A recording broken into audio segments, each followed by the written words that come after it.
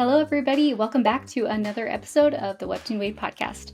I'm Audrey, and this week I interviewed Marty, also known as Punko. Punko is the creator of Cinderella Boy and Stagtown on Webtoon. The story of Cinderella Boy follows Chase, a fame-obsessed boy who just so happens to stumble upon a key that can transport him into any fairy tale. And in each story, Chase also gets any wish he wants, but at a cost. Turns out that Chase is the heroine every single time. So if you love comedy, if you love romance and magic, Cinderella Boy is the story for you. In this episode, Punko and I discuss how she got her start in comics and how that journey landed her a movie deal for her webtoon original, Stagtown, which is being produced by Lucky Chap Studios. One of the biggest things that Punko and I talked about in this episode is efficiency, and how comic creators can be more efficient with their process, which will help them with the creation of their comics. And honestly, I learned a lot from Punko. So let's dive into how she did it. Hi Punko, welcome to the podcast. I'm so excited to have you on today. Yeah, I'm so excited that you wanted to be on the show. For my listeners, usually when I have guests, I connect with them because I really like their work. But in this case, I had actually not read Stagtown or Cinderella Boy, so I'm really glad that you applied to be on the podcast because now I have a new favorite series. I love Cinderella Boy so much. Story of my life. Wow, it's so nice to meet you. I've never heard of you. And I was like, I know. I mean, okay, it is what it is, but I'm so excited to talk about it today, and we have a lot to cover because you got a lot of really cool stuff going on. Yeah, I'm pretty busy. Okay, so for our listeners who aren't familiar with you or your work, just give us an introduction to you and how you kind of got into the comic space. Well, I got a degree from Savannah College of Art and Design in comic books. Oh, it's sequential art. Person. Yeah, it's great. EduRank just put me on their list of like top 15 notable alumni of SCAD, and they used the worst possible picture for me. So I'm like, thank you, but why? Like, where did you get that picture? I thought I burned it. So I was just like, I'm like flattered but insulted. Confusing. Yes, I have a lot of mixed emotions about this. So, I graduated in 2003 with that degree and then went on to work for Tokyo Pop as one of their OG English series. And I wrote an 8-volume graphic novel series called Biz and Gast for them. And after that, I worked for Action Lab Entertainment doing another series called Toyetica. I had a couple little minor projects in between there. Then I started in a couple of self-published graphic novels before moving over to Webtoon, where I started on Canvas with Stagtown and then got picked up for an original and then segued into my newest original, which is Cinderella Boy. And in between there, I've had every job you can imagine. I worked as a toy designer for a toy company. I milked cows on a dairy farm. I worked as a like Disney princess style entertainer. I worked on a assembly line making jewelry. I've had like a million jobs. Very colorful work history. That's amazing. Anything to support staying in comics. You know what? Yeah. Pretty much. So, we can talk about Stagtown for a little bit because you have an adaptation that was announced. So tell me, how did you come up with Stagtown and what was it like moving from Canvas to originals? It was a crazy story. Back in, oh gosh, was it 2017? 2018? I can't even remember when Stagtown started. It was around that time. I had been working for Action Lab at the same time, and I was working from home as like a monthly, print comic artist. I had heard very vaguely of Webtoon from I was at New York Comic Con with my editor and a couple editors from other companies, and they were like, have you heard of this new app, Webtoon? And look, you read comics, but you scroll on them. And I was just like, well, that's interesting. And a lot of the older editors are like, oh, that's a gimmick. It's I don't know about this. And I was like, no, that's fascinating. You can just read comics on your phone. That's amazing. You could reach a much bigger audience that way. I'm interested in that. And so I had just looked up, just on a whim, I looked up Webtoon one day and I saw that they were having a contest, and it was a short story contest. Oh yeah, 2018, I believe. Yeah, it had a couple different categories you could enter. You could enter like romance and everything. And I had seen that you could enter the horror category, and I thought, well, I bet I'd have less competition in that category if I entered that one. So I was like, and I do like drawing horror. So it says you've got 2 months to draw. You had to have 5 episodes. Luckily, they didn't have to be as long as like regular episodes that I do now. My episodes now are about at least 45 panel minimum for each one, but these, I think they could be around like between 22 and 30. I forget. Oh, wow. But they could be a little bit shorter, I think. But it said you've got 2 months to draw 5 episodes of a short story. And I thought, well, I've never done this before, but I'm sure I could figure it out in 2 months. And then I looked and it said, oh, actually, you had 2 months 2 months ago. This ends in 10 days. And I looked and I was like, and I thought for a second, and I looked at the prize money, and I called up the CEO, Action Lab, who worked as my editor. I was just like, Brian, I'm going to be sick for the next 10 days. He's like, what? I'm like, yeah, see ya. And I immediately got up, ran to the Acme, which is the local grocery store where I used to live, and just scooped up everything that could be eaten with one hand. Hot Pockets, like frozen tacos, anything you could eat with one hand while drawing with the other one, and all the Red Bull they had. All of it. Like all the cans, there were like 20 cans, 25. I just scooped them all into a shopping cart, went and I bought everything, came home and immediately started drawing. And I thought to myself, like, I don't have anything. And I was like, oh, what about that horror thing that you were thinking of pitching around, but you didn't really have a solid plan for it. You really only had sort of like a kind of story. I was like, all right, we're going to go with that. And for 10 days, I cranked out 5 episodes of this. I slept every other night for 4 hours. Wow. And wow. By the end, yeah, I don't do the things I do. Don't ever do the things I do. I had carpal tunnel by the end so bad that I was putting my arm in a bucket of ice, like a Home Depot bucket full of ice water 3 times a day, and then letting it sit for about 10 minutes and then drawing again. On the last 2 days or so, like, yeah, it was over 2 days, I spent a 50-hour stretch with no sleep, just drawing, and I finished 15 minutes before the deadline and turned it in and then collapsed for like 3 days and was sick. Oh my god. Because of how much I'd overworked. And I didn't win. But I got an honorable mention. You and did. So I got mentioned on the site. I did. And that got a lot of people looking at it.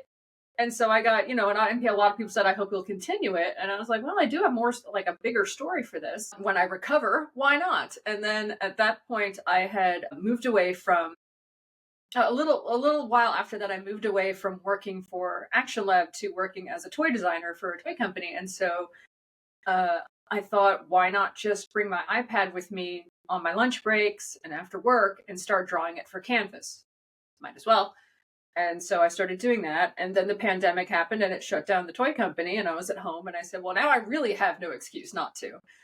And so I just started working on it again. And then during the quarantine, they had another contest, the Brain and Heart contest. And I entered that one with a short story called Red Dart, which is still up on Webtoon that you can read. And it won 2nd place. And so I was like, oh, nice. This is so cool. Nice. And I was talking to the editor about arranging, like sending the files and everything for it so they could promote it. And I said, by the way, I have this series on Canvas if you're interested in it. And they said, actually, they're like, we actually already know about Stagtown and we'd like to, offer you a contract for it. I was like, wow. Oh, well, great. I remember I was standing in a cornfield at the time. In the middle of a cornfield maze at the time because it was like fall and I had just gone out there to like goof around and go for a hike and everything. Yeah. And I was like, well, me and the corn are very excited. I can't tell you enough. And so yeah, way to pitch yourself, be like, hey, hello. I was like, wow, I'm 2 for 2 on entering a contest that I don't outright win, but then I use it as a chance to pitch to the editors because that's how I got Bizenghast with Tokyo Pop. I won. Really? That was my first job in comics, and I won a runner-up in the Rising Stars and Manga Anthology. And while I had them on the phone, I was just like, by the way, I've got this other series I've been working on since college called Bizenghast. Would you like to see it? And then they picked it up. I was like, this is how I get jobs, by losing contests. And that was another contest where you had 2 months to do a whole issue, and then I found out about it like 11 days before. Oh my god. This is the template for my life. This is the cornerstone of my success. Losing contests. doing it last minute, losing them, and still coming out and doing well. That's why I always tell people, they're like, if you think you won't win, enter anyways. At least you'll get the contact information of the editor. Yeah, that's kind of relevant kind of right now because they have the 2025 Legends contest going on, and right now they're like in the judging period. Yeah. And I have mutuals who are like, I would love to win, but I don't think I will. And I like to tell them, I'm like, okay, if you look back at the 2018 contest, even like the 2016 contest, there were so many creators who entered that didn't win. Some didn't even get like an actual honorable mention or anything, but they still are some like the most popular creators on the platform today. So I'm like, it's okay if you don't win the contest. Like, there's still a chance that an editor down the line, if you keep producing your comic, be like, hey, we noticed in the contest, maybe they're like, we already have our winners, but you never know, right? So that's so interesting. Exactly. About your history with contests. I always say, like, take the chance anyways. Like, a lot of people are just like, wow, like, you're really lucky. Like, you get a lot of lucky breaks in life. And I'm like, yeah, but I make that luck by always taking the opportunity. And it's just not just random luck. It's because when I say, like, I should do this, but I could have said, it's over in 10 days. There's no way I could do this. I've never done, a webtoon before, much less cranked out 5 episodes and everything. Like, it was still a ridiculous amount of work, and I don't recommend it to other people. Like, don't kill yourself if you know that you're not going to be able to do that. But I didn't know how hard it would be, so I just did it anyways. But don't talk yourself out of an opportunity like, I might not get it, I might not. Because even if you don't win, your work will still be in front of the editors. They'll still look at it. And then if you can show... I always say, like, I have been saying this since I started doing con circuits and like giving talks to prospective comic book artists since 2006. People always say, like, how can I get my stuff published? How can I get this? How can I get that? And I said, there is one most important thing that you should know. It doesn't matter how talented you are. Okay? Because there is an audience for everything. It doesn't matter how talented you are. What matters is how consistent and reliable you are. You will get far more jobs and keep far more jobs in comics by always turning things on time, always sticking to a schedule, always being there. If you tell, your Canvas readership, this posts every Friday, and you post it every Friday like clockwork, you will get far more work and far more followers and subscribers and all that than you ever would by just being really talented. I have seen so many incredibly talented people that I went to school with, that I knew in the industry, just flame out because they couldn't stick to a schedule. They had an excuse for everything they didn't want to turn in. They were playing way too much Baldur's Gate 3 or whatever they were playing back in the day. Starion too much. Yeah, they missed, like, not that, but like way back in the day, whatever they were playing back then. And they missed a deadline. And, it's okay because my readers will understand, and I'm so good and everything. Editors would much rather see you be reliable than amazingly talented, because I know, at least in the print side of comics, like, you will end up costing them so much more money when you miss deadlines than you would ever make up if you were amazing. So don't be afraid, like, my stuff's not that good. Like, I look back at Stagtown, like, their first episodes and everything, and I'm like, these look like garbage. Yeah. But they were posted consistently. And that was one of the things that Webtoon really liked about it was, hey, nobody's like making you stick to this every Saturday schedule that you've been self-imposing. We used to call it Stagger Day. We post every Saturday like clockwork. Like, we can see that you're very, very good at sticking to a schedule. And we really like that. We'd rather have you be consistent than have you be amazing and have the most subscribers ever and all that. So that's really important, and you really should focus on just being reliable and consistent all the time. And if you make a schedule, make sure it's one that you can stick to. Yeah. I think that's such an important piece to it, especially if somebody does want to grow an audience, is if you can be consistent as much as you can. Like, it doesn't matter if it's every week, every 2 weeks, even like every month. Like, if you're delivering when you say you will, then readers are like, I know I can expect a new episode. whenever it comes out. And Exactly. my guess is I don't think they necessarily care about the length of the updates, just as long as you're like consistent with it. Yeah. I mean, really, it doesn't have to be like this giant full-length episode. It just has to be something that they know, if I sign in by, like this time on Saturdays, it's going to be there. And it becomes part of their routine. It becomes like, oh, I need to check on my favorite thing is out. And all that. It just becomes a part of their life and a part of their routine, and something that they can rely on.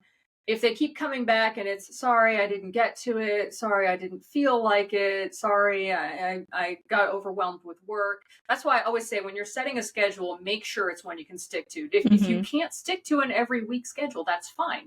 Do every other week. Just make sure that it's one that you know you can stick to. And because it's better to come out fewer times a month than to promise, once a week and then constantly not be able to deliver on it. Yeah, and I think it's up to the creator themselves to like set that schedule.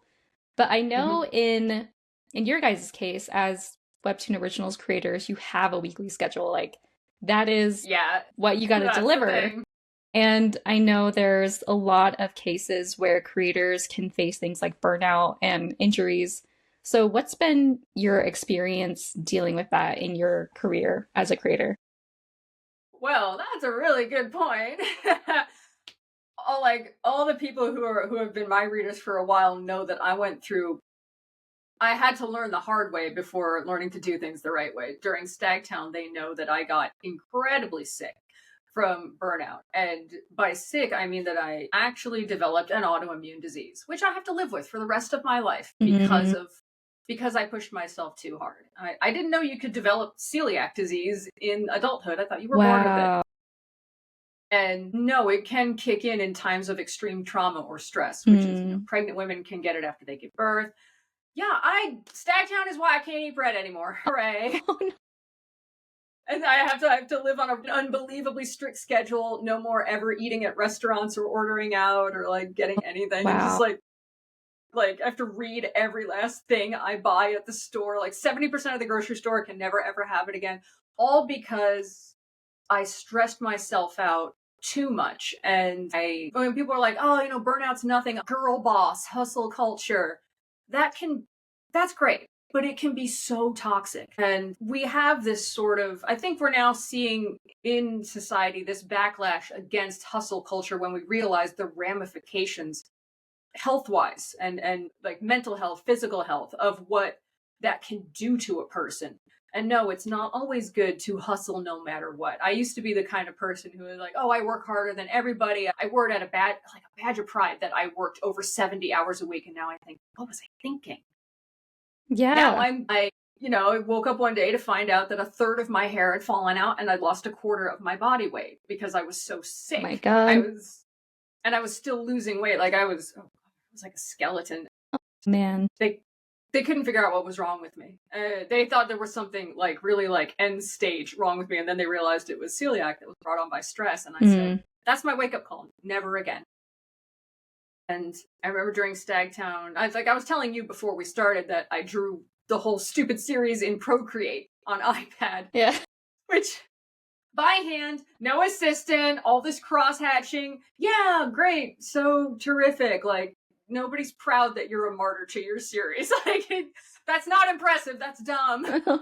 If you only have Procreate, great. But if you want to pay the $60 a year, get Clip Studio. And so I had to, in between season 1 and season 2 of Stagtown, be like, okay, we are going to sit down and how are we going to cut out at least 20 hours of the work week? How are we going to cut this down and be more efficient and not drive ourselves completely insane doing this? And I worked my whole hiatus working on that and watching videos on YouTube and Skillshare and everywhere else, learning how to use a new program, learning easier and faster ways of doing things, and really prioritizing my health. And before then, first season of Stagtown, I never went out. I would consistently tell friends, no, I can't go to this party. No, I can't go out to the city with you. I have work.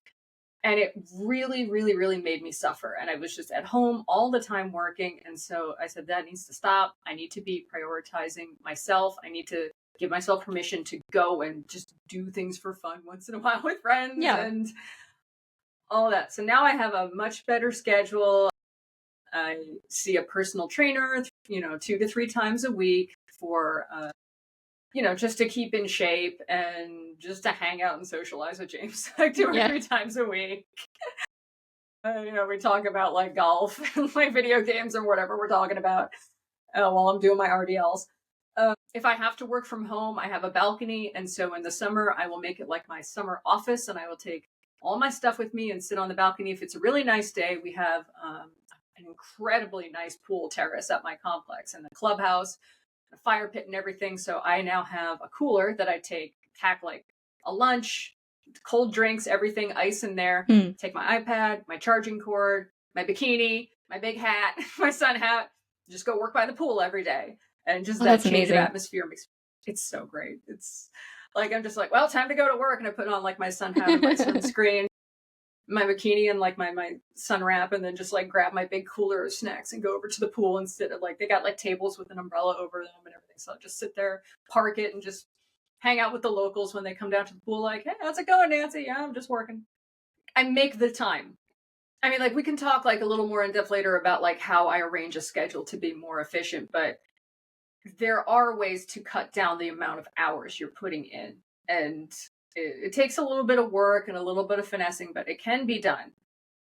Sometimes, like, it wouldn't be possible for me if I didn't have my colorist, Rayaki, who I have to shout out to. She's amazing. Does things so quickly for me. I don't think I would have nearly as much free time without her help. And so it sort of becomes a balance of like,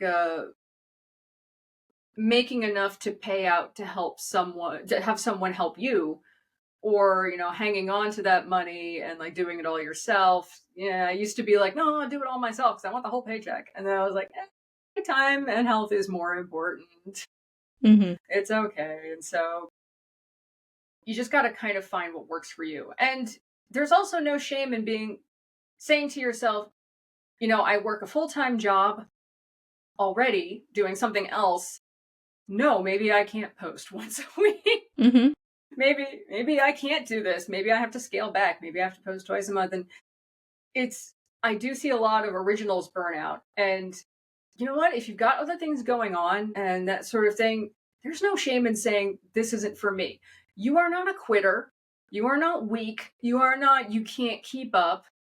It just isn't something that you want to invest all of your time into. And that is absolutely fine. I was so pro hustle culture and girl boss your way through everything, and I don't need to sleep. I was doing one all-nighter every week for 2 years. Wow. I was exhausted and sick. No more. Sometimes, I'll look at a panel and I'll be like, this could be so much better. And I was like, but on the other hand, I want to sleep. So out it goes. That's it. And you know what? The fans do not care. They could not care less. They're just happy to get the story. You show it to them and you're like, oh, but it was supposed to look like this. 9.5 times out of 10, they're just like, yeah, that would have been cool, but I'm fine with the other one. We overthink it way too hard and think like, oh, it has to be perfect. It has to be this, has to be that. It's okay. It doesn't. It's fine. Especially if you're weekly, it's okay. You don't have to do the most and sacrifice all of your health and free time just so like it looks a tiny 10% better. It's fine. Yeah. And like you said, readers don't really care about if the panel is perfect, they just want to read it. And that's, I think we as creators can get so stuck in wanting it to look perfect and wanting it to like, oh, I need to add extra detail. I need it to look really good because I want to be satisfied with it. But at what cost? Your mental health, your physical health, right? Yeah, exactly. It's like you have a couple of sliders you can mess with. You like the like little sliders that you got. You've got time, you've got money, and you've got quality of art. Now listen, like you can't shove up like no time and maximum quality of art. That's not going to happen. Just think of it like, I like to like, I would never like compare, be like, a webtoon is like fast food. not true. Like there is some amazing, amazing art. Mhm. But if you have only a week to do something versus taking all the time in the world to do something, you will take shortcuts. Nobody is going to go to McDonald's and say, I ordered this burger and it's not perfectly flame broiled like for 20 minutes over like a seasoned skillet, like, or just like whatever, over like an open flame. Like they're not going to say that. They know what they're expecting. They know they're paying for the speed of the food as well as the taste. Yeah. You go to a fancy restaurant, it takes an hour for them to make your food. You go to McDonald's, it takes them like 5 minutes. And you're willing to wait more for like the really expensive meal. But with McDonald's, listen, your fans are like, they're like, we will like it. We just want it to be every week. We're okay with it not being perfect. And we would rather have it every week. If I go to McDonald's, yeah, it'll like, if it takes an hour to make, I don't want it. Yeah. I'm totally fine with what, I mean, I can't eat there anymore, but back when I could, I'm fine with how my Big Mac takes if it's, it takes this long, just as long as I'm not waiting an hour. Like, that's such a disservice to compare it to fast food because, artists do work incredibly hard on Webtoon. But listen, people are on Webtoon because they wanted to see it every week. They aren't expecting it to be ungodly, unparalleled quality that took 2 months to do. They'd rather just have it every week, and it's, the best you can do within a week. So don't approach it with, how can this be the best possible ever? This is going to be the best possible art, and now I have to fit it into my schedule somehow. I have to fit all of that effort into my schedule. Look at it the other way around. Say, I have this many hours. How much quality art can I fit into it? Look at your schedule first and then adjust the quality and the speed of the art to fit that schedule. Don't say it's got to be perfect and I will sacrifice all of my time and my schedule in order to do that. The schedule button stays put, the schedule slider stays put, and the quality goes up and down. The quality doesn't go to max and then you just like try and crank around the schedule to fit it.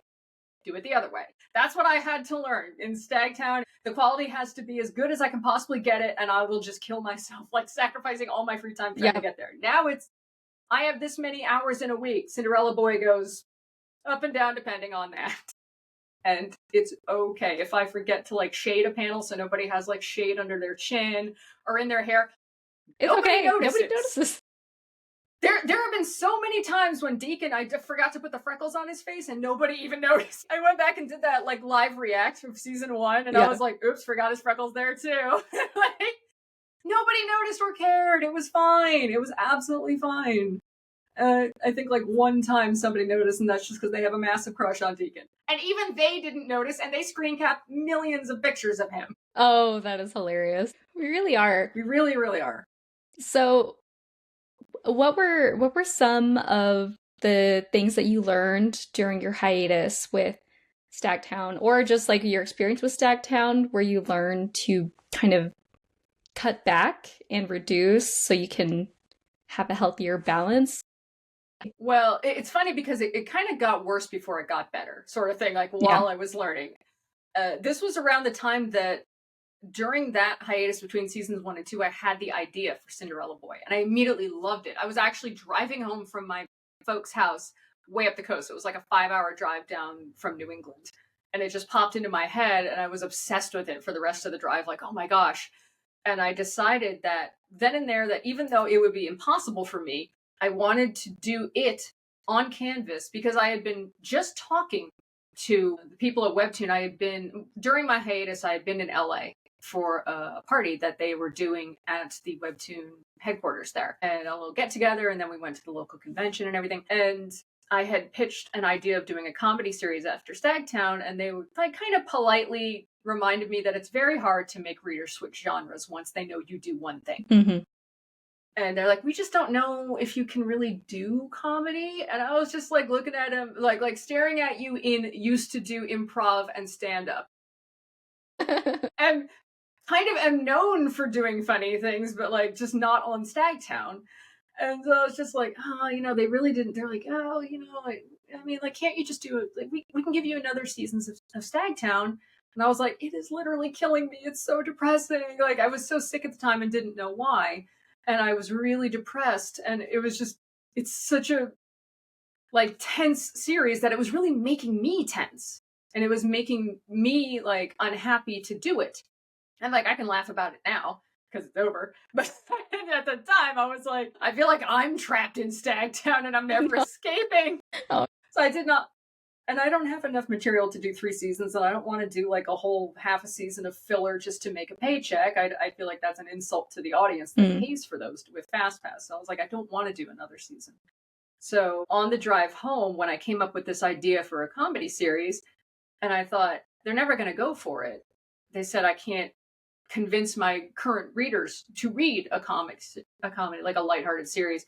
And I said, well, I'll just prove them wrong by getting a whole new audience, by putting it under another name on Canvas, like kind of incognito, and testing it out. And I was like, oh, it's going to be in full color though. Oh, that's going to be so much work. And like, I've never really done that before. I've never had to do my own colors. I either had a colorist or my manga, like American manga, was in black and white when I first started. And so I was like, oh, and what? I have all these elaborate backgrounds and everything. I was just like, all right. So I went home and I was like, okay, how will we do this where we cut off this many hours a week of Stagtown and fit in maybe half an episode of Cinderella Boy every week and put it on Canvas? And it was literally just half. It was like 20 panel episodes. Like the episodes were just divided in half and put up as part 1 and part 2 on Canvas. And it was an awful lot of work. I will not lie. Doing 2 of those series at once was pushing 90 hours of work. Oh my God. I would fall asleep at my desk with my pen in my hands. Man. I would fall asleep everywhere. It was miserable, but it was just because I knew it would pay off because I would be able to relax more in the new series. Yeah. He's like, I have a proof of concept. Like, here, it works. People like it. And it did. And I mean, the numbers became, like, there were only 11 episodes on Canvas of Cinderella Boy before it got picked up. But the numbers were so good that I showed it later in the year to David. And I was like, David, look at these numbers. And he's like, wait, you've been drawing this at the same time as Stagtown? I'm like, yes, I'm exhausted. Please understand. Just look at it. And other editors were like, oh, wait, that's Cinderella. Oh, I've heard of that. Like, yeah, actually, we've noticed that on Canvas. That was you. And I was like, yeah, I mean, that's pretty similar. And so I showed him the numbers that I had. And he was like, wow, that's all for 1 month. And I was like, come on, man. Like, yeah. And he's like, all right, yeah, give us a pitch. And so I pitched it right as Stagtown finally ended. And they were like, yeah, okay. And so they picked it up. And so I was like, finally, I can rest. One big thing that cut down on drawing for me was heavy use of 3D models as backgrounds, and used off of, because there was, even if I had the whole week just to devote to Cinderella Boy, which I do now, even if I had it, there's no way I'm going to be able to draw a new palace every single week. Yep. I love drawing backgrounds. They're my thing. People know that I'm known for drawing backgrounds because I love drawing backgrounds, like more than drawing characters.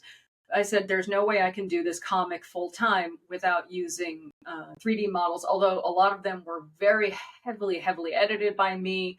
I go in and I touch them up, and it takes several more hours to touch up each one. A lot of the models I built over my season 2 hiatus from Stagtown, I built them myself in SketchUp because I have experience using SketchUp from going back years. And so I had to custom build all of like the real world locations and all that, but those still saved a ton of time. And yes, they do cost money, but you can get sales. It's on acon3d.com, ACON3D.com. If you know how to use that sort of program, I found their free program Abler, which is like a Blender. Yeah. They just came out with Abler 2.0. And which is no longer free and is also only in Korean. Shoot. And so I was like, forget it. I have Google Translate on my phone. I will translate the menus while using it. And they're like, great, but you can only buy it in like, you had to have this like Korean like bank identification number or something. Somewhere where I tried to buy it and you had to be a Korean citizen to buy it. I was like, man, I'm screwed. And so I went looking around. They're like, we also have a Japanese version. So you can buy it from Japan in yen without having to be a local resident. And so I bought that. And so I was like, now I just like use Google Translate on it. And now I've got it all memorized. But I was like, you are not keeping me from doing my job. So that's where the money comes in as an investment to claw back some of your time. That program is, I got it in yen, so it was a little more expensive than if I had gotten it in Korean won, but it was like, it's like $100 a year for that program, but it looks phenomenal. It's fantastic. It has like nice tune shading on it. You can do atmosphere, you can do bloom on it, like to give it a softer diffusion. Like, it looks great. And so that is money I'm willing to spend in order to get back some of my time. Whereas in Stagtown, I had all these big elaborate backgrounds and they were all cross-hatched and I did them all by hand and it killed me. And so I was like, I'm willing to save up and use those as a time saver, and they are an incredible time saver. And so I have that going for me. I have Ryaki, my colorist, who is overseas, and she's just phenomenal. And I pay her a set amount of dollars per panel, and she helps me out with that. It is more of a money investment, so there can be sort of like a little bit of a return of investment. Yeah, if you're on canvas, it can be a little bit of a steep hurdle to get over. But on the other hand, most stories don't need a new castle every other step. So like for me, like all of Cinderella Boy is based on constantly going to new locations. Yep. New fantasy locations. Exactly, and they're very expensive. But if you've just got a school, a house, and like a town, if you've got the same 4 or 5 locations all the time, you can make an initial investment on those models, and you're only putting in like just a little bit of money up front, and then you're good for like the rest of the season. Well, that's like what I did with my series. Is I found a bundle on Acon 3D, and it was like $100. But you get basically like an entire city. Like you have your high-rise buildings, there's like restaurants, there's streets, there's buildings, there's apartments, like trees, parks. It's got everything. So I was like, you know what? Yeah, I'm going to buy this because this is what I'm going to use for the rest of my series. And it really, really saved me a lot of time because I hate backgrounds. I hate drawing them. I can't do it. I have a series I started doing on YouTube called I Hate Backgrounds, which shows people how to very conveniently and quickly draw backgrounds, and tips and tricks that take like 10 minutes. Like they're all 10-minute lessons. And I showed how to perfectly draw windows in perspective on a building and like anything that's parallel to each other, like railroad tracks, rail fences. Like it's just an easy 10-minute trick. And people were amazed. They're like, I didn't know like actually drawing backgrounds was this easy. And I was like, yeah, it absolutely, it's because you're not approaching it with like all the like little secret hints that people know. But even then, that's not going to save you if you're like me and you need a new castle every 5 seconds. So my Patreon, I actually have a monthly budget for models and a monthly budget for colors. And like a lot of my Patreon goes towards covering those high costs, but it's worth it. Yeah. Because then I get weekends off.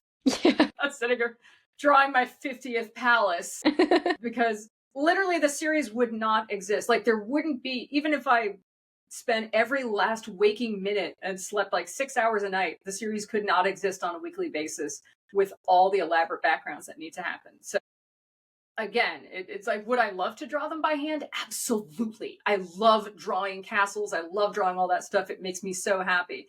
But again, with those sliders, you know, the schedule is fixed, and we're going to slide up and down the quality right here. And people do like the way they look. You have to have a couple of tricks for having them blend in with your art so that it all looks very cohesive. But it helps to know SketchUp and to be able to model things yourself and know when to draw over something in the background and like fix it up so that it looks really good. And there's a lot of different hints. I'm actually going to be coming out with a new digital series on YouTube later this year, teaching people how to do that sort of thing so that their time is more efficient. Okay. It's going to be all about being more, it's like, listen, there's 100, more like thousands, much better tutorials on how to be a good webtoon artist. I want to put out a series that is about how to be a more efficient webtoon artist so that you aren't burning yourself out and you aren't doing things like I was doing, the absolute wrongest and like hardest way possible. And like, I want to save you money. I want to save you time so that you can get your art done and still go out and hang out with your friends and go to the store and like just sit out on a nice day or just read a book sometimes.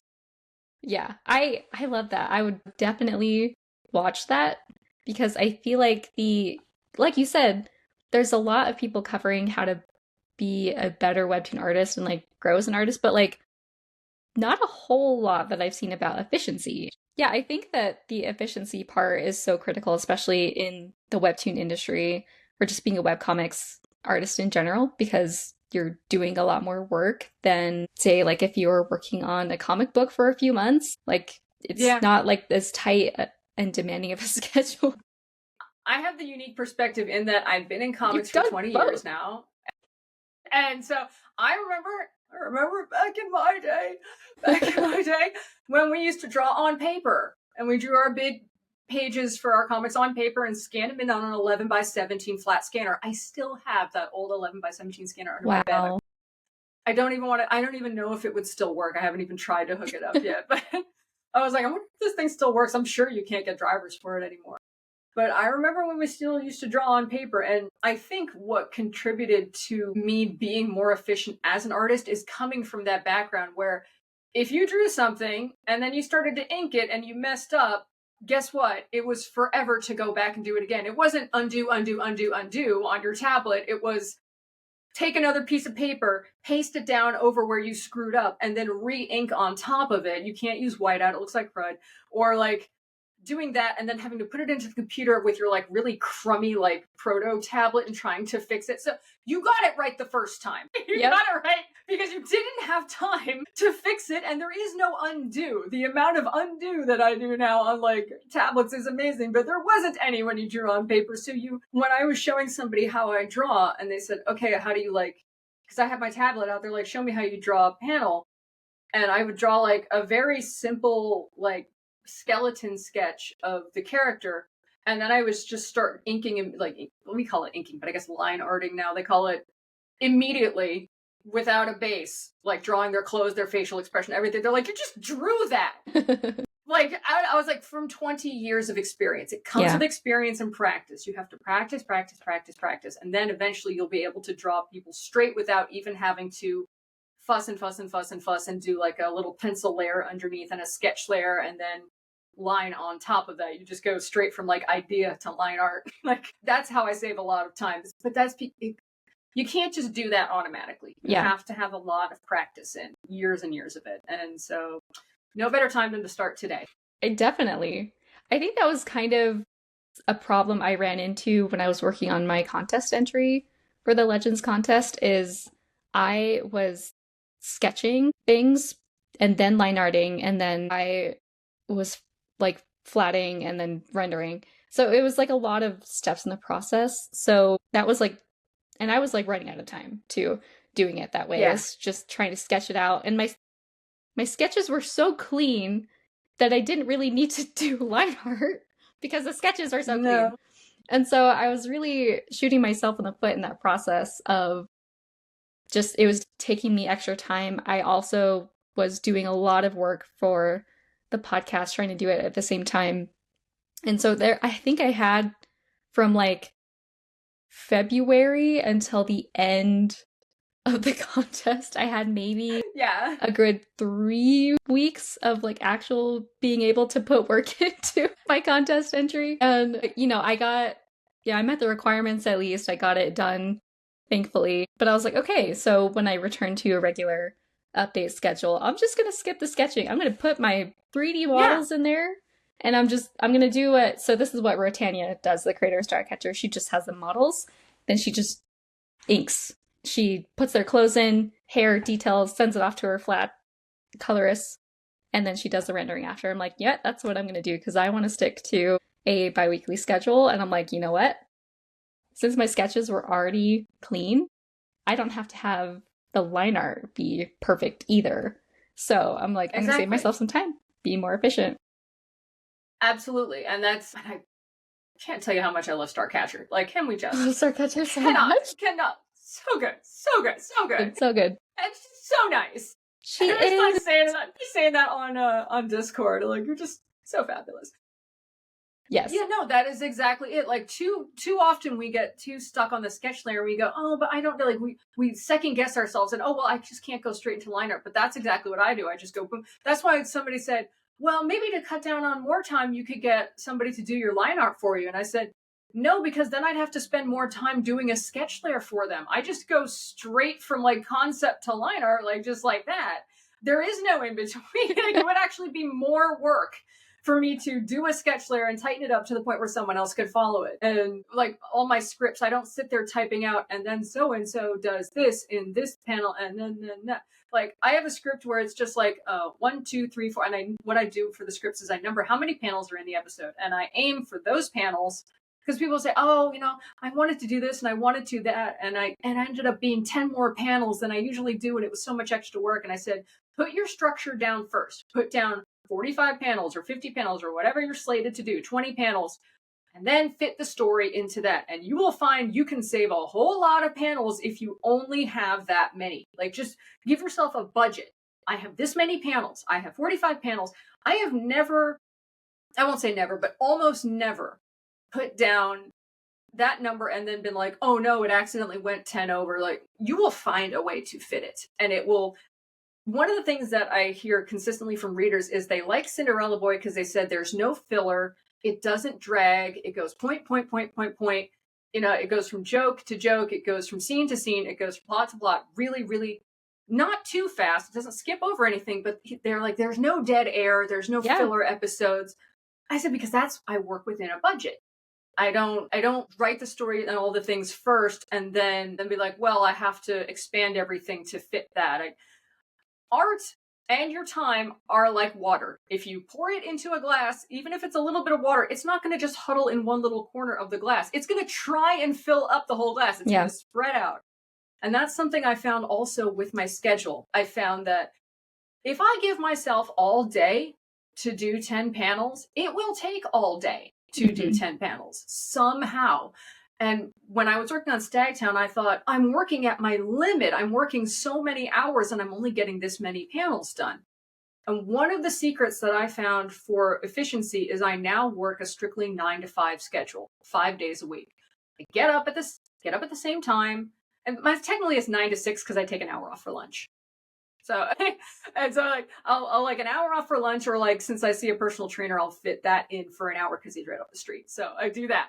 But I give myself 8 hours because I noticed when we talk about efficiency, I am obsessed with efficiency and cutting down on time. I've read books about efficiency. I've watched seminars about efficiency because I feel it's just as important as being a good artist. Being an efficient artist will keep you from burning out. It is, because burnout is the worst enemy of webtoons. And so I was trying to figure out, how can I be more efficient in my work? And I said, oh, there's just nothing else I can cut down on.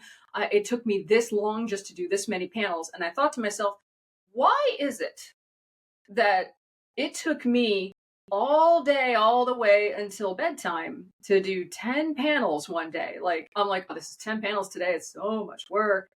And yet, every time I'm way behind and have no episode buffer and I wake up Monday morning at like 5 a.m, somehow those same 10 panels only take me like 3 hours to do because I have to get them done as quickly as possible. Why is it I can do it on the day and I can't do it then? And I started to look at how I work, and I thought, it's because if I give myself all day to do it, it's going to take all day to do it. If I give myself 8 hours to do it, it's going to take 8 hours to do. And that's because we're picking up our phones, we're walking into the other room, our mouth is bored and wants to go to the fridge. Yep. We're not even hungry, our mouth is just bored. It's looking for things to do. We've got TV playing. Like, oh, I've seen this movie 1,000 times before. I'm just going to put it on for background noise. There have been multiple studies done that prove that no, people really, really can't multitask. We think we can multitask because we feel like we're doing two things at once, but our brain is not thinking of two things at once. It's thinking about what's on the TV, thinking about what's on your tablet, thinking about what's on TV, thinking about what's on your tablet. It's constantly flipping back and forth, even if you think you're not really listening to it. The thing that I found was turning off videos, turning off TV, turning off movies, and all that, and maybe just having like really chill music playing in the background, and not music that I keep getting up to change it all the time. Yeah. Like, I go on YouTube and find one of those like 10-hour work, study, relax, like synthwave kind of thing that I love. Flip one of those on in the morning, and you just sit down and you concentrate on your work for 8 hours. You can get it done in 8 hours, and then you got the rest of the day to do whatever you want. And then you've got a weekend again. But it's all of the little distractions and not giving yourself a time. If I'm working and I think I've got 8 hours to do this many panels today, and I'll be working and it's 11 a.m. and I've been working since 9, and I'm doing in my head, okay, that many panels divided up into 8 hours means I should be doing this many panels an hour. And if I look down, I'm like, oh, I'm actually one behind. And I was like, I'm taking too long playing around and fussing with, oh, it's not perfect. Oh, it's not perfect. I didn't get his hair just perfect. I'm like, I have to hurry up because I'm going to be falling behind. That keeps me on track. And it is night and day, the difference in my work week. So I was just like, I can't believe that ages ago it would take me all day long to do this many panels, and now I can get them done in an 8-hour workday, and then I got the rest of the day to goof off. But you have to, like, and if you think about it, when you go to an office for an office job, you don't get to bring your TV with you or your fridge. Yep. You don't get to constantly be on your phone, like playing and like surfing online. It's like you get more done because you're not sitting there with all of those distractions. And this is something that Dave Sim, like a comic creator from back in the day, gave like a talk about, and my teachers gave it as a printout way back in like 2001 in college. And he said the same thing. And except it was written so long ago that he referred to the internet as like computer nets, like Usenet, like the proto-internet, and talked about being distracted by your telephone, not social media. But he said, turn off your TV. He worked in total silence. That's crazy. Like, I can't always do that. I should have like music playing, but it has to be like droning music that I'm not getting up to change all the time. And I said the same thing to him, which was, I'm not really like watching the TV. It's just playing in the background. I need noise. Like ADHD runs in my family. I need 2 things to concentrate on. If I want to concentrate on this thing, I need noise. And I was for years, just that was my line. And then I realized, actually, no, that's not true. That's not true at all. I just tried it the other way and was amazed at how efficient I was. And it was just crazy. So now I know this is what works for me. And things may be different for you. You have to test, you have to tweak it. You have to be conscious of, okay, how many panels did I get done in this amount of time? And is that really the most efficient way? Let's try turning everything off and just focusing on my tablet. Yeah, it's boring and you're not as entertained, but you're at work. Mm-hmm.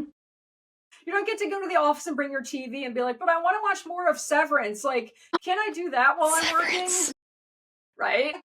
Can I just be doing that while I'm working? No, you cannot, because you will be watching the TV or listening to the TV instead of working quickly. And just get your work done first during the day, and then you've got the rest of the evening to do whatever.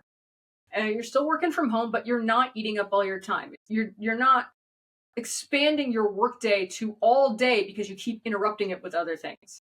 And then now I cannot tell you how much of a relief it is, like a physical relief, to be done at 6 p.m. and then be like, I don't have to think about my series for the rest of the day, because that is the killer. If you let it consume your life, you will be thinking about it all the time. There's no off. And I'm sure you've heard, and I'm sure you've probably felt it sometime, like, I am so constantly doing or thinking about my series that I feel like I'm never away from work. Mm-hmm.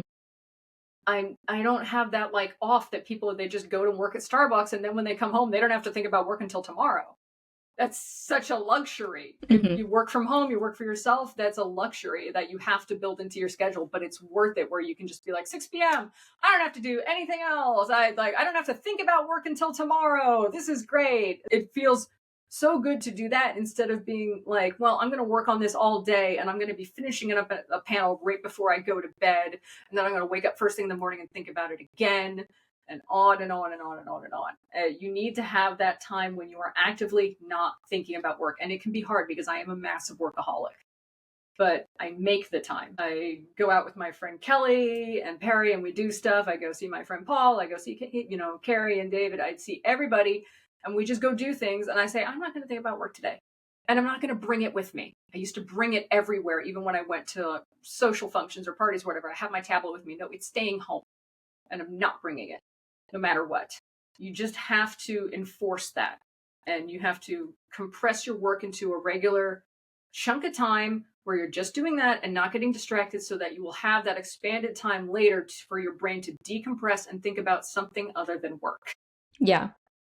I think that's such an important component And it definitely shows kind of the difference of your workload versus like a independent creator's workload. Like us independent creators, we have jobs, right? We have full-time jobs or we have weird schedules. And so it's like, okay, so I can get done with my regular job. How much time can I allocate to working on my comic? And I think it's really important to figure that out. And what really helped me in my process was I basically just started timing myself. And I kind of have to redo it because I'm changing up my process because I'm going to skip the sketching this time. Yeah. But what was helping me was I'm like, okay, I have my script, I have my storyboards. Let's time myself and see how long it takes me to do a certain panel. So it could be a chibi panel is like a level 1. A panel with 2 chibis, a level 2. A panel with like a regular character, 3, multiple characters, a 4. If it was a really long, complex panel, that's like a 5. And so I went through this process of timing myself how long it took to do each type of panel, and then I could actually roughly estimate how long an episode would take based on the types of panels I had in the episode. And like I had to do this where I'm like, okay, not every panel can be a 4 or a 5. I have to balance it with the 1s and the 2s and the 3s to like give myself time to be able to like get it done. But again, like I have to redo it. So good. No, I know, I totally understand, but that is such a good system. Like, I love that. I love that you assign, you say, I have this many hours to do something. I'm going to assign a point value to how difficult a certain thing is, and then we're going to do that. That is so, like, just perfect. It's just excellent. And yeah, I have been on both sides where, remember when I said I worked at the toy company while doing Stagtown at the same time? It's okay to scale it back. Like, Stagtown back then, like, episodes were really short. And that was just, they didn't have to be, you're like, oh, well, nobody will pick me up for originals unless I do, a 40 panel episode every week like they do. That's absolutely not true. Mm-hmm. We just ended up combining episodes. Like there would be, take 2 episodes and combine them into one when going to originals, but they would be like maybe 20 panels long or something. Don't worry about it. You can always fix it later. You can always, don't be thinking this is going to be the version that like if and when I get picked up or if and when I go to print or if and when I decide to do this and this with it. Just do what you can now. And I love that like people really should work more at just timing what they can do and how efficient they can do and look around to see what makes you personally more efficient. Like you can see I got like my whole like 80s setup going here in my office. My thing is I am very affected by my surroundings. And before I thought it doesn't matter where I work. It doesn't matter if my room is messy. It doesn't matter if anything is anything because I'm just doing the same amount of work. But your environment will stress you out. Like we as artists are really sensitive to our environments. Mm-hmm. And I now work incredibly hard to keep everything as neat as possible. I took a picture of my desk the other day and sent it to the Discord, and they're like, "This is like aesthetic goals. Like everything is like nice, like pale wood, and your little vaporwave pastel color scheme, and like everything's perfectly in its place. That's what works for me. That's what makes me feel the most relaxed and in control of my surroundings. It's not always easy for people. Sometimes you've got to work in your bedroom, you've got your desk set up and everything, but pick a spot that you feel most productive in and that you feel you can really breathe in. And the more stressed your environment makes you, the harder it's going to be to work. So work and see what works best for you. For me, it's being outside. Like I was telling you how much I love just being in the sun like all the time. Like, yeah. With sunscreen and a bright brim hat. Thank you very much. Gotta protect that skin barrier. Exactly. And so, but I have it set up on my balcony for when I don't want to go down to the pool during the summer. When it is summer, go down to the pool under an umbrella and all that. Like that works for me. That makes me happy. I feel really energized and productive then. And maybe it's, different for other people, but just find what works best for you. Tidy up a little. Like that really helped me a lot. Like visual. I'm always reading studies about these things. Like there were a couple studies I read, studies that said like the more visual clutter you have in your life, the more your brain has to process it. And that seems so like hippie, new age, just like, oh my God, the manifestation of all your stuff is like affecting your vibes. But it does have a scientific basis. Like, for example, if I have a stack of 1 million things of projects I never got done, things from the 5th grade, something I meant to send to my mother. Your brain looks at every one of those things and processes the emotions and the things like in the background while you're trying to work. I never got to do that project. Oh, I feel a little bummed about that. I feel disappointed in myself. I was supposed to send that thing to my mom. Oh, I got to remember to do that. Remember that thing that I saw in the 5th grade? Or, oh, whatever happened to that guy I used to know? Or like, oh, I'm supposed to take out that recycling. Oh, I got to think about that. It's processing all that information in the background in your head. And when part of my efficiency kick was when I cleaned up and just put everything away. Just put up like a nice, neat little thing to look in my office every day. And it looks nice and it's inspirational. And it's not reminding me of every single thing I ever done or like have done or did or must do and it just cuts down on all that noise in the background of your brain so that you can concentrate better. And I don't think we really pay enough attention when we're thinking efficiency to how much our environment will impact our efficiency, but it really does. And that's my rant about that. Thank you for coming to my TED Talk. All excellent points. All excellent points. Yeah. So what would be, to somebody listening who is a webtoon creator, who wants to be a webtoon creator, what would be your biggest tenets of advice for efficiency and just maybe the process in general? Just start out slow and do not overload yourself or look at other people. As they say, comparison is the thief of joy. Do not look at other people and say, I need to be like them. I need to be doing what they're doing, or else I'm not good enough, or I'm not professional enough. If you have another job you're working, if you're working 2 jobs, if you're working from home full time on it, it doesn't matter. Take your schedule and then tailor your workload to your schedule. If your schedule only allows for, comfortably, maybe an extra hour a night, then just find a way to make that the most productive hour. Do not say, I can sleep other days. I'll sleep when I'm dead. We are no longer at home to, I will sleep when I'm dead, because I said that so much. And guess what? That's too late. You should sleep now. Sleep is super important. Yeah. Take the schedule you have now and tailor yourself to it. Like I said, when I did Stagtown, I was working full time at a toy company. And I'd bring my tablet in and maybe work on it a little bit on my lunch hour. And then maybe I'd go home and work a couple of hours. But take whatever time you have and just say, listen, we're just going to do this for 2 hours after work. Okay, we're just going to do this for 2 hours, but we're going to make them incredibly efficient hours. So maybe turn off the TV, sit in a nice chair that's incredibly comfortable, do whatever you have to do. Light some incense if you want. I don't care. Like whatever it makes you feel the most efficient, and focus and just be the most efficient during that amount of time. And if your episode is only 18 or 20 panels long, that's okay. Just take your time. Like you said, like come up with a system where you assign a points value to your panels. Such a good idea, honestly. It really is. I'm gonna have to ask you to come on and I can interview you for my YouTube series. Like, listen to this, you guys. This is great. And don't pressure yourself. It has to be the best possible. It doesn't. It's okay. If you find a panel in your script where it says like, people are just talking or whatever, and you don't really need to contribute it to, it doesn't have to have a word balloon going towards whoever's talking. You know who's talking. Just put a little color box in there and put the text right over it. It's okay. It's still a panel, but it's just got, you don't have to draw anything. Just use I found on Acon, it was really cheap. It was 300 just background art things. It just like has bubbles or like color shifts. You should send me the link to that. I will. And I have used those so many times, and they make great backgrounds for when you don't want to do an actual background, but they also make just great color boxes for when you put some text over it. And it's still something nice to look at, but you didn't have to draw it. Yeah, efficient.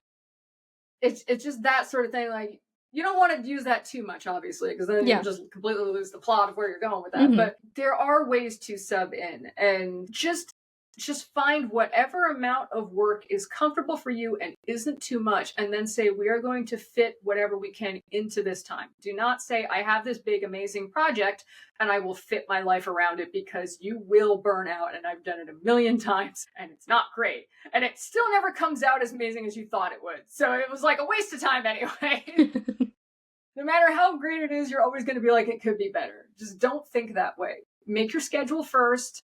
Sit down with a planner. The best thing I ever did was actually get a physical planner. I cannot use digital ones. I tried. I will forget. So I have a little paper one that I got at CVS. I just ran out and bought the first one I saw. I'm like, we're not going to fuss. We're not going to be like, I need the best, most perfect one with stickers and everything. Just get one. It's pink. And then just write in it and say, I have this many hours comfortable to me every week to allot to this project. What can we get done in that time? So, and then just be consistent and just say, we're going to do this every week. And that's why you need to make sure you're okay with that schedule. Just make your schedule be the most important part, not I need to do this level of art all the time and everything has to be perfect and my schedule comes second to that. Make it work. Make your art work for your schedule. Don't make your schedule work for your art. That's the biggest, and you'll save yourself so much burnout, because if you get too much burnout, you're going to give up and before you ever even really got started. And there's so many talented artists out there that they owe it to themselves to just find a really good balance where they can share their work with the world and not feel like they are sacrificing part of their health and themselves in order to do it. Yes, absolutely. I love all of those points you made. I think it's so important. Like, if you're passionate about what you're doing, then don't inhibit yourself by overworking yourself where you end up being burnt out and you don't want to do it, because it hurts my heart. Like, some people I talk to experience such bad burnout that they just lost their love for their series and they were like, I don't know if I can continue working on it. I'm just so overworked and burnt out. And it's like it hurts my heart. So I'm like, please do yourself a favor. Yeah, that's how I felt during Stagtown. A lot of fans were like, we didn't know you were suffering so much. They can tell now. Every week I get a comment where people are like, I can feel how much the author loves drawing Cinderella Boy. Like, I can feel her joy kind of comes through. Like, I was like, it's because I have a work-life balance, friend. and I'm really enjoying what I do. I could have enjoyed doing Stagtown more if I wasn't so burnt out on it. And it made me really bitter about the series for quite some time until I was all healed up. Listen, burnout is not just a mental thing. It is a physical thing. I think what was that new study came out where they tested the amount of long-term stress on the human body and found that if you are long-term stress, like from burnout, it's as bad as smoking 3 cigarettes a day. Wow. It's literally that bad for you. It can contribute to like an early death. It can contribute to, it can make more inflammation, which means more susceptibility to really bad things in your life. Listen, a healthy person has a million dreams. A sick person only has one. And that's to get better. Yeah. You don't want that. You don't want to be in that position where you're just hoping to get better or hoping to feel better, like I did during Stagtown. You want to have those million dreams. You want to be healthy. And you've only got one body. If you ruin it, you're not going to be able to draw again. And you will have done it for nothing. You will have burned yourself out for nothing. And if you ask any of your readers, even if you've only got 100 or 500 readers, they're going to tell you, we don't want you to be sick just to give us an extra 10, 20 panels a week. That's okay. Like, we'll just go read something else for a while. It's fine. And don't let them get in your head and they'll be like, oh, I can't wait to see. Because a lot of the times when I see readers and they write things like, oh, when is the next episode coming out? I can't wait. I can't wait. I can't wait. If you say to them, like, I'm going as fast as I can, their response is always, oh, I know. I'm just showing enthusiasm for the series. They're not complaining. A lot of times they're just saying it because they're so enthusiastic. Don't feel like, oh, I owe it to them. We were just talking about this to a creator the other day who said, I'm so burned out, but I don't want to disappoint the fans. And I was like, honestly, your readers will be more disappointed if you make yourself permanently sick for their sake. They have a million other stories to read. You're not the only story they're reading. Don't worry about it. They'll come back to it if they really like it. You need to prioritize yourself, because at the end of the day, yourself is all you have. Okay? If you ruin this body, you don't get another one. Yeah. You really, really don't. And so, like, don't be like me. Be continuing to eat bread. I can't ever have gluten again in my life. It's terrible. And all because of burnout. I learned my lesson. And if you had told me that would happen, I never would have thought that would happen. I'd be like, no, it's fine. I'm superhuman. Everybody knows I never sleep. The whole joke with my fans is that I never sleep. I sleep now. I prioritize my sleep. It's amazing. Go to bed early, put on my face pack, and just go to sleep. I'm so glad that you figured that out and, like, it really sucks that you had to learn the hard way, but I'm really glad now you have a way healthier balance with everything, and Yeah. I think it is really important, above all, always take care of your health. Like a comic is not more important than your mental and physical well-being. And if you find yourself prioritizing it over sleep, over rest, over doing what other things that you enjoy, then you know, give yourself some tough love and be like, okay, I am dedicating too much of my time to this. It's amazing that you Exactly. love it and you want to work hard, but don't burn yourself out to the point where you're going to suffer. And, I just think take it easy, especially if we're independent creators, right? We don't need to Yeah. work ourselves so harshly to meet demands or to, it's important to have deadlines, but like have healthy boundaries with it. Exactly. I always say, like, you wouldn't let a boss tell you to work this hard. No, No. you wouldn't. If you go work in an office or like a retail or something, if your boss is like, okay, I'm going to need you to work like 70 hours a week and never stop thinking about your job, you'd be like, shut up. Like, okay, I'm You're leaving. right. Girl, bye. I'm not going to quit. You wouldn't put up with that with other people, so don't let yourself do it to you. Yes. There are times when you have to work like crazy hard, like, there are times when you have to push yourself. Like when I had to enter that contest, I didn't have to, but it was great that I did. But I always said to myself, like, oh, if there's like an insane deadline, I will enter it and I will do it and I will work harder than anybody else. One time so we were like playing, me and my friends were playing Genshin, right? And so I said, for Katsucon, I'm going to dress up as Aether. I never see any Aether cosplayers, like, more love for Aether. I'm not gonna buy one off of like Temu or something. Like, I'm gonna make one because I love making cosplay. And I worked and worked and worked on it while still trying to work on my series at the same time. And it was the night before. It's always the night before the con you finish your cosplay. And I was working on it, and I realized I was like, I got like 2 hours to go.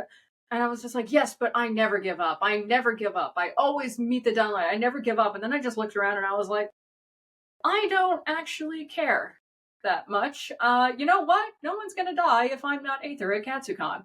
And I was just like, I'd rather just get sleep. Otherwise, I'm gonna be so tired and grumpy, I won't be able to hang out with my friends. And then I just went in my closet and found some old costume that I had from years ago and dragged it out. Oh, you know what? Everything is fine.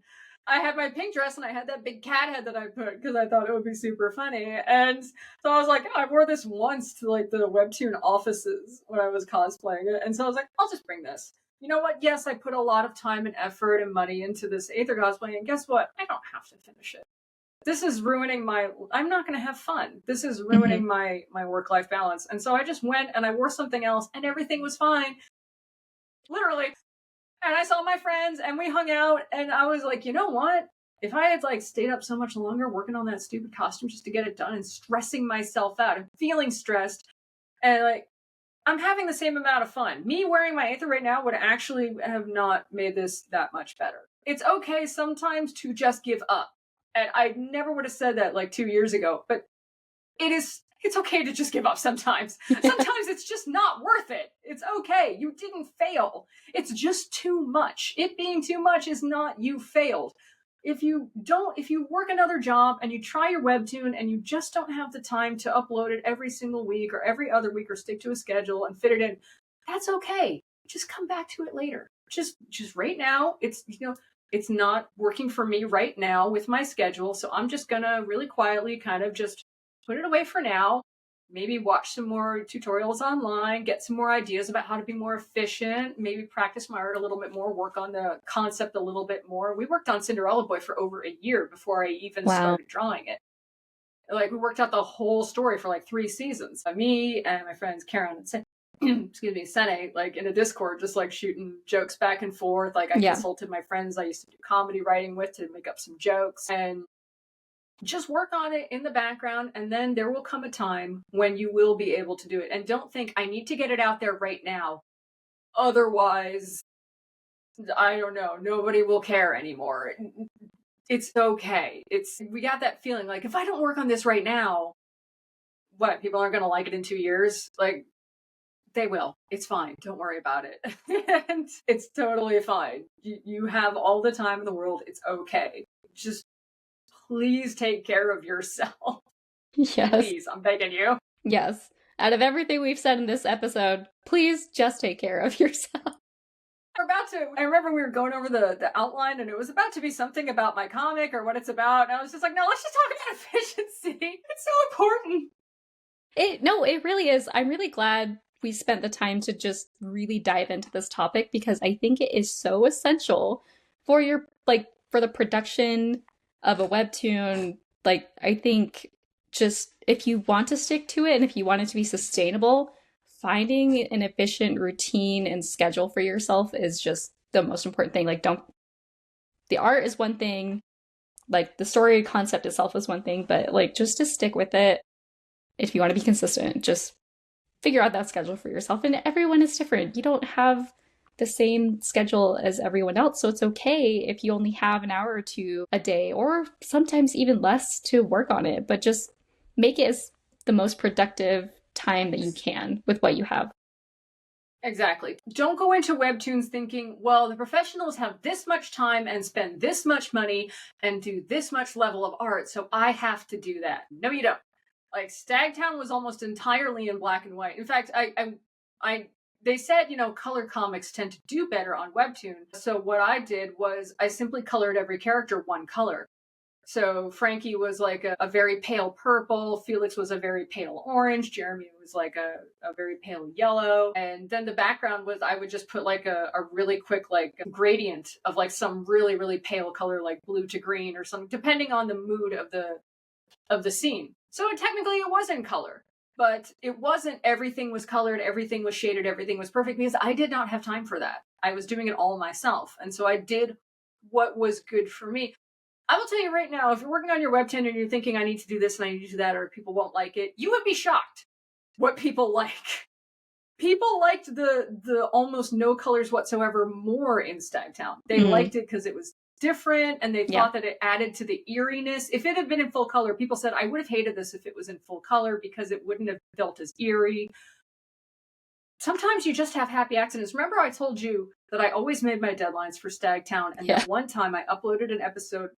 I didn't even know at the time that I was sick with COVID. And I was in Chicago Midway. I was in an airport. I had 15 minutes to get my episode turned in because I was flying back from LA. Yep. And I had been working on the plane, and I was so sick out of my head. And I sent the episode, and I was like, it was like 15 minutes to go before it was due. I had a 100-degree fever.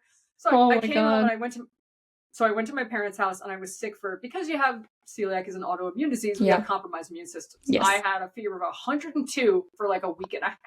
A week? It was horrible. Oh. It was like, my mom was like having to feed me water, like, 'cause I was just sweating. Oh my goodness. So I didn't have time. And I still got the next episode done too. How? I don't know. It was too much. I should have just said I'm really sick. Skipped a week at least. Editors were like, you don't have to do this. And I was like, no, I'm the person who always gets it done on time. That's my thing. So I didn't have time to go back and look at the episode that I turned in at the airport until a fan wrote to me and said, I just love that episode so much. It's so powerful, what with there not being any words. And I was like, what do you mean there aren't any words? And I went back and looked, and I had turned in an episode version of it without the lettering that I had put on it. There were almost no lettering, but it actually, like, 1,000,000 to 1 chance it worked out, because it was a flashback episode where there wasn't supposed to be a whole lot of dialogue, and it was just supposed to be this like scene of this scary thing happening, and it worked better without the words. And I said, why did I stress myself coming up with all this narration and writing all of this stuff? It didn't need any of it. But it was like any other episode, if it had been uploaded with no words, that would have been a complete fail. But this just happened to be an episode where it didn't. And I was like, well, that was really lucky. But at the same time, people liked it more without the words. And I said, why did I spend so much time putting all this unnecessary narration on it and agonizing over all this unnecessary wording that I didn't need to put on it? I could have saved all that time and just been busy being sick. Yeah. you never know. You never know what people will like. And I thought if I had just put it up with no words, people would have been like, I don't know what's going on. I can't tell what's happening in the flashback. Like, this is boring and cheap. She didn't write a script for it. They actually liked it better. Wow. Totally weird. Crazy. And my editor was like, do you want us to like re-upload it, but with the words? And I actually took a poll. And I was like, does anybody want to see? They're like, we want to see the word version, but like on Patreon, like, could you just leave the unworded version in the actual original? Wow. And I was like, yeah, I guess so, yeah. Wow. And you don't know what the fans like. You'll say like, oh, they won't like it unless I do this. They won't like it unless I do that. You don't know. They could be perfectly fine with it, and it'll be totally okay. One time I accidentally didn't like shade and render an entire episode. And I mean, for some reason, it just skipped my mind. I had to do that day.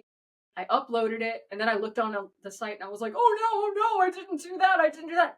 Not one person noticed. That's incredible. Not a single person noticed or cared that I had forgotten to shade the stupid episode. I went back and did it anyways, because I'm a nerd. But they didn't care. And so don't push yourself and say, I have to do this, I have to do that, I have to do what the professionals do, I see people doing these amazing GIF panels with like action things, and they're putting music in, and I'm like, oh, that's so cool, I want to do that. However, I also want to sleep. Yep. So no, I don't have to do the most. I don't have to have music for my launch episode, since we just launched season 2 of Cinderella Boy this week on Monday. Thought about doing music and was like, no. And they're fine with it. Nobody thought it was bad. Nobody said this would have been good if it had music. They were fine. Don't push yourself. Just do what you can do, not always what you want to do. Exactly. The end.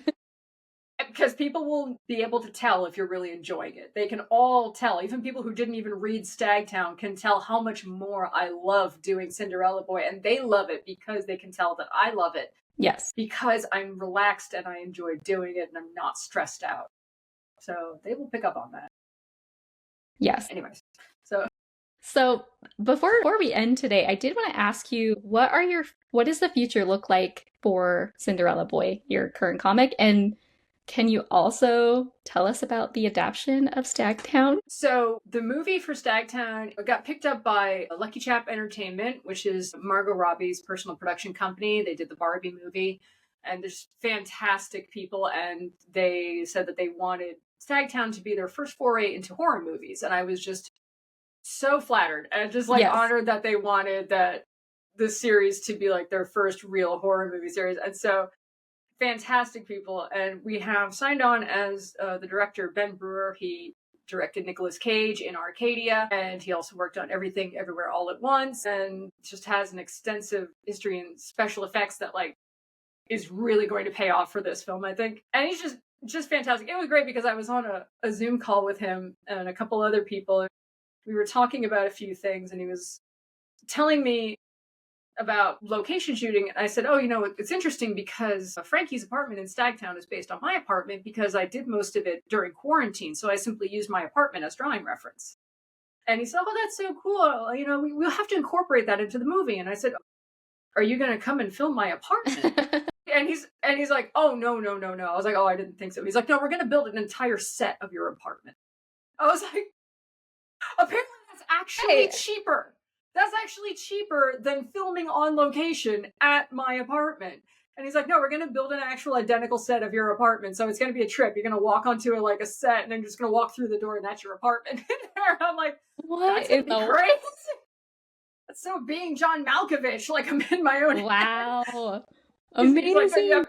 He's like, you haven't lived until you've had a trip like that. Like, he's such a funny guy. And I was just like, that's crazy. So I guess they're going to come out and like take pictures of my apartment and measure it and just build an exact duplicate of it because it's cheaper than filming on location. And so I thought that was so funny. I did talk to him about me getting a little cameo in the movie. And so I was like, can I just be, the author who's like in the background at the diner trying not to look at the camera? Like in Stephanie Meyer in Twilight?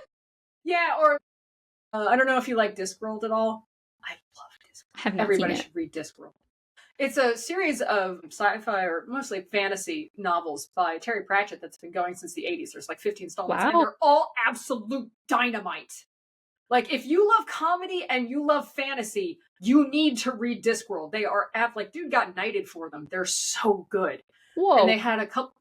Discworld is incredible. Everyone is funny. Every one of them's a winner. You can pick up every single one of them. You don't have to read any of the other ones. I would recommend that you pick up Guards or The Night Watch, or Going Postal is my favorite. Like, it is laugh out loud funny. He writes female characters better than any male writer I've ever seen in my life. I was just like, he's in my head. And like, every character is memorable. Every character is sweet and just fantastic, no matter who they are, even the villains. And they have BBC adaptations where he had a thing going where one fan would get chosen to be an extra in every movie. And so Wow. you'd watch him and you'd be like, where's the fan? Like, where's the reader? And I think I spotted the one in Going Postal because she looked at the camera. I was like, this. And she's just like a little old lady in a hat, like shopping at a store, and she just kind of like looks at the camera and like looks at. I was like, oh, I saw you. I think you're the fan. Oh, I told Ben, I was like, Ben, I've been on TV. I've been like a character actor. I'm good at not looking at the camera. And he's like, no, we can find a part for you. I was like, yeah, can I just be like looking in baleful? Can I just be like staring down in baleful scorn at my characters like you gave me celiac? And he's like, yeah, we can do that. I was just like, thanks, man. Thanks. And so that's very exciting. That is incredible. So we have that going on. Right now, Penguin Random House is doing, like we said, the book version of it. I'm hoping maybe the first one might be out by Christmas. I don't know. We'll have to look at the schedule, really. Books take forever. And in the meantime, I get to work on Cinderella Boy, which just started its second season, and I could not be more grateful or thankful to everybody who supported it. It just took off in a way that Webtoon and even I was not expecting. Yeah. They were actually very surprised by how much success it had, considering it was such like a niche. Like, comedy isn't really the biggest category on Webtoon. And they're like, oh, there's a little bit of romance element in it. Do you want to put it in the romance category? I'm like, no, because nobody will ever find it. It'll be buried down there. If you like having a real good laugh, it's hard to describe. I think people have described it as like parody fantasy isekai meets like Gravity Falls type humor. And yeah, it doesn't take itself seriously. It's very like silly sitcom-y. It has like a heart to it. It has a whole overarching storyline, but it's just really good fun. It's just really good fun. And I love when readers write to me and they're like, this is the only Webtoon that when I read it, I actually laugh out loud like multiple times per episode. And I said, good, because we workshop those jokes so hard. Like, I have my friends, like, we did like comedy writing back in the day, and so I'll get to them. I'm like, all right, boys, here we go. We're gonna write some really funny stuff. It's just so much. It's just fun. I love writing a series that when you read it, you go away with a smile on your face and you feel fun and refreshed, and you like the characters and you like learning about their world. As much as I know a lot of people are like total angst addicts and are like, they love like dramatic tension and like missed text calls that lead to misunderstandings and angry love triangles. I'm just like, listen, if you just want to have a real good time, if you like the 80s and you like colorful things and neon and you like good jokes and you like fantasy and you like goofy, silly boys dressing up in silly costumes and going into books, and you like fashion and you like all that, if you just want to have fun, then just check this out, because I think you would really enjoy it. And I'm so happy that you actually read it. I was just like, oh, thank you so much. I didn't think you'd heard of it. No, I was actually really disappointed that I hadn't read it before you had wanted to come on the podcast. I was like, because I do love my drama and the angst a little bit. Like, I do love those types of stories, but I won't deny that sometimes, that's just what you want to read. But like, Cinderella Boy is such a, like, it's the type of comic that I can read if I just want to relax and just enjoy. I don't have to, like, of course there's like this overarching plot and like stuff happens, right? But it's still like with the characters and with like the plot itself, I can just enjoy it and I don't have to, like, I don't know. There's times where I want the angst and the drama, but there's other times where I just want to just simply read and laugh at the, like, I love the flavor of comedy that you guys fit in to this script. It's just phenomenal. It's very like one-liners, sitcom kind of nonsense. I mean, I really did design, like, after doing Stagtown and just feeling like exhausted with just living in that stress and tension of a horror series, which some people want, but then they can go away after reading the episode. I still have to live with it all week. I just wanted to write a series like, there is, drama and tension, like as you've seen in Cinderella Boy, but for the most part, I try to introduce it and then wrap it up by the end of the episode. So by the end of every episode, almost every episode, you feel refreshed and you kind of want to read another one and you can go away happy. You don't feel like, oh no, now I gotta wait a week to find out if that person is still having an argument with somebody else. I consistently, readers say, I like reading this because it makes my week a lot better, because I know every Monday I will get an episode that I will laugh at and be entertained and I will go away happy. And I was like, that is what I want. That's what we're bringing to 2025. There's so much stress in the world today. Here is a happy series that you can just enjoy. And not be too concerned about. One of the best things, I would say the best thing about Cinderella Boy is how amazing the community is. Webtoon even commented, they're like, you have the cleanest comment section of hardly any series I've ever seen. There's not one negative comment. We have almost 2,000 comments on one episode of the return episode that we just launched this week. Not one negative one. Not a single one. It's just all, not one. It's just all fans supporting each other. People post, because I'm gluten-free, Chase in the series is gluten-free now, so he makes jokes about, not being able to going to storybooks where he can actually eat bread because it's not real, so he just stuffs his face with it. And so people will post gluten-free recipes for each other. People will post like, oh, I read your fanfic online. Oh, and Punko shouted it out on her creative feed. Congratulations. I'm such a big fan of your fanfic. And they're just all so nice to each other. And that extends off of the site to, I look at their community on Tumblr. They've got a big active Tumblr community. They're all so supportive. And every other week I see comments posted that just says, this is the nicest fandom I've ever been in. Nobody fights. Nobody argues over ships. Nobody is like, oh, you can't do it this way. You can't do it that way. You can't headcanon it this way. Everybody's just so nice to each other all the time. And the fans made a concerted effort in the finale of season 1 to make sure nobody spoiled it for the free readers. I did. Because I said to them, if we can make it so that it doesn't get spoiled for the free readers, because listen, just because you don't have the money to buy Fast Pass doesn't mean you don't deserve to read the ending the way it was supposed to be. That shouldn't reflect, you shouldn't have to pay to make sure that you're not being spoiled. And so we love our free readers just as much, and we want them to have the same experience. So I said, hey, if we can make sure there's no spoilers anywhere, I'll put up a little prize drawing. And they went out of their way you don't even understand. They made this whole task force. They were policing TikTok, Tumblr, Instagram, all the comments everywhere, not yelling at anybody, just making sure that there weren't, if anybody even like kind of veered into spoilers, they're like, hey, watch out, make sure that we don't post any spoilers. We want the free readers to get a good experience too. So amazing. They're just the most amazing people. And Webtoon don't think they haven't noticed it. They're just like, you have such good readers. They're so nice and they're so supportive. And it's just the vibe that we have. It's just a nice, welcoming little fandom. They want everybody to join. They support everybody. We do like really regular fanfic and fan art roundups, and I showcase them on my creator feed, and then I post the link so that everybody can go check out that person's other work. And it's just super chill. It's so chill in a way that I haven't seen others, like a lot of other series do. And it's just so great. It makes me so happy, you guys. Like, that's part of the reason why I feel so refreshed these days, is just how terrific the whole community is.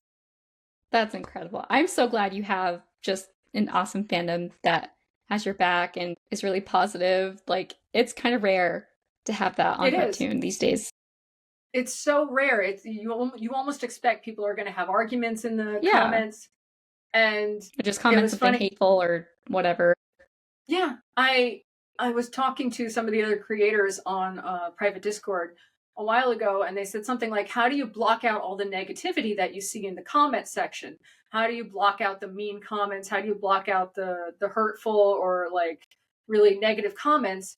And people were like, well, you should do this, you should do that, try and focus on that. And I started to type and I was like, I don't get those comments.